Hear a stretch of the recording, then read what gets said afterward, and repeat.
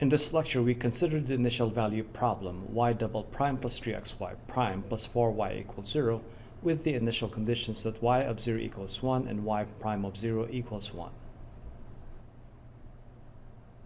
For this exercise, we assume that the solution y of x is given as a power series a sub 0 plus a sub 1 times x plus a sub 2 times x squared and so on. In summation form, this is the sum from n equals 0 to infinity of a sub n times x to the nth power. The recursion for the coefficients a sub n is given by a sub n plus 2 equals minus the fraction whose numerator is the quantity 4 plus 3n times a sub n, and the denominator is the product of the quantities n plus 1 and n plus 2. And this is true for n greater than or equal to 0, with the initial conditions or initial values that a sub 0 equals a sub 1 equals 1. We leave the derivation of this recursion formula as an exercise for the viewer. The exercise for this lecture is for us to show that the radius of convergence of the power series solution is infinity. It then follows quite easily that the radii of convergence for y prime and y double prime are also equal to infinity. To get a sense of how to go about finding the radius of convergence for the series, we take a look at the first few coefficients. Assuming that the power series for y, y prime, and y double prime all converge on some finite interval of positive length, one can show as an exercise that a sub 0 is equal to y of 0, which is equal to 1. Also, a sub 1 is equal to y prime of 0, which is also equal to 1. So the very first coefficient where we actually apply the recursion formula is for a sub 2.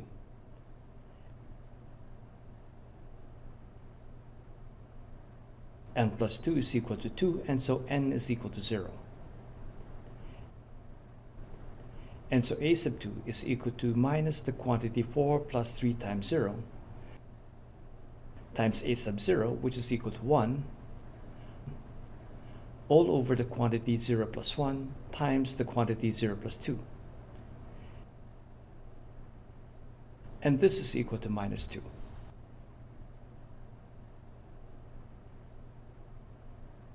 Continuing with a sub 4, n plus 2 is equal to 4, and so n is equal to 2.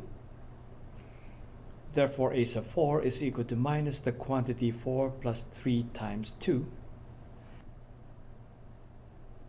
times a sub 2, which is minus 2, all over the product of 2 plus 1 and the quantity 2 plus 2. This is equal to 5/3. Calculating a sub 3, now n plus 2 is equal to 3, so that n is equal to 1. And so a sub 3 is equal to minus the quantity 4 plus 3 times 1 times a sub 1, which is equal to 1. This is divided by the product of 1 plus 1 and 1 plus 2. And this is equal to minus 7/6.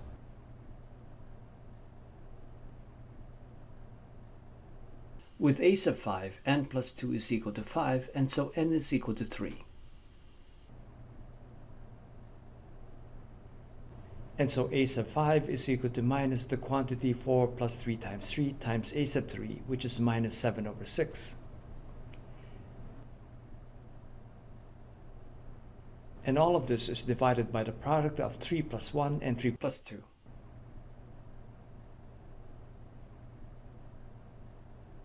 A sub 5 turns out to be 91/120.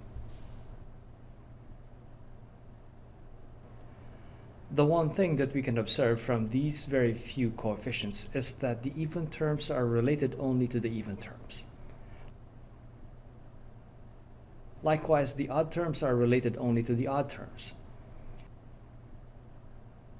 This is also evident in the fact that the recursion has a sub n plus 2 given in terms of a sub n.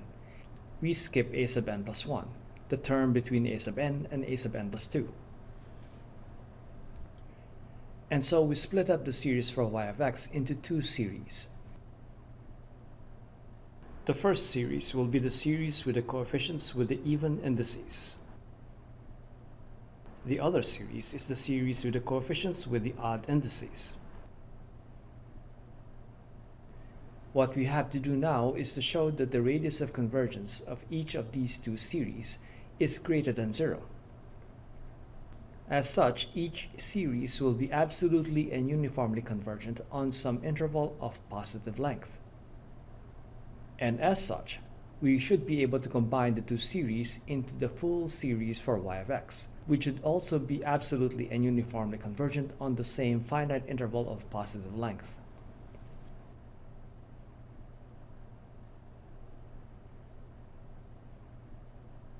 To determine the radius of convergence of each series, we use the ratio test.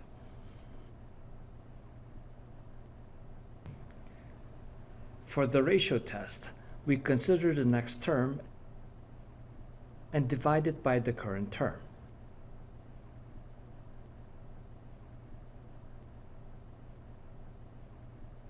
And then take its absolute value. For absolute and uniform convergence on an interval of positive length, we require that the limit of this quantity as n tends to infinity be less than 1.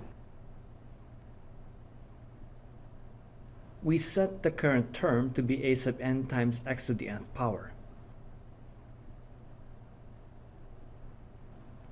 And so the next term in each series will be a sub n plus 2 times x to the n plus 2 power.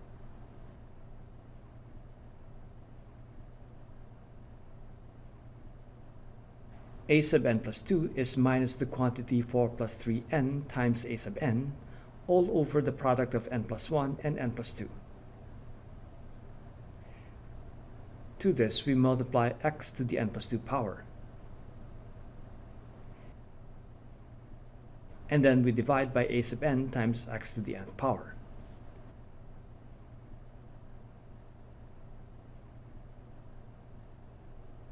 We simplify by first cancelling a sub n, and then we can cancel out x to the nth power.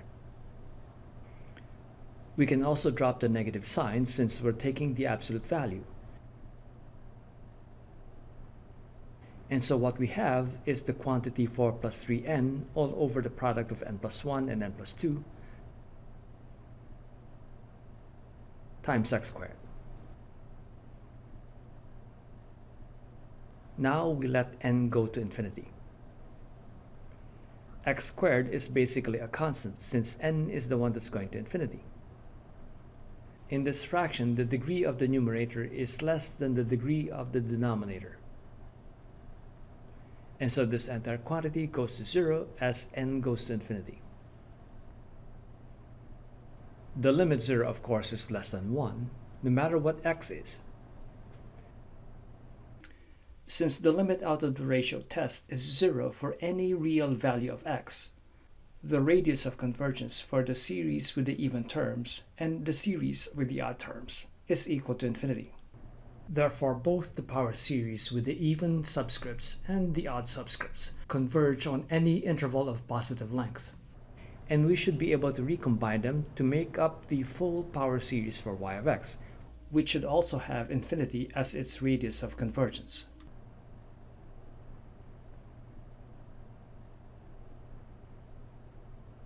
Now, using a similar process by which we obtained the radius of convergence of y of x, we can show that the radius of convergence of the term-by-term derivative of the power series of y is also infinity. Therefore, the series obtained by term-by-term differentiation of the power series of y is absolutely and uniformly convergent on an interval of positive length. Therefore, we can conclude that this term-by-term derivative of y is indeed y prime of x. Similarly, we can obtain y double prime by term-by-term differentiation of the power series of y prime.